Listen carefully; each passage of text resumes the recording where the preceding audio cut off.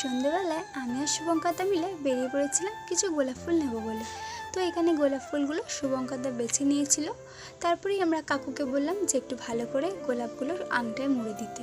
তো এখানে গোলাপ ফুলটা আমরা নিয়ে নিয়েছিলাম, তার সাথে নিয়ে নিয়েছিলাম দুটো কিটক্যাট, আর শুভঙ্করদা নিয়ে নিয়েছিল ওর জন্য একটা কেক। আর প্রত্যেকবারেই রাত 12টার সময়তেই শুভঙ্করদা কেকটা কাটায়, এই বছর ভুলে যাওয়ার কারণে তাই পরের দিন সন্ধ্যেবেলায় কেকটা নিয়ে এসেছিলো। তারপরে আমরা একটু বেলুনস দিয়ে ঘরটা সাজিয়ে নিয়েছিলাম। চলো তোমাদের সাথে শেয়ার করি ছোট্ট একটা ভিডিও আর কিছু সুন্দর ফটো।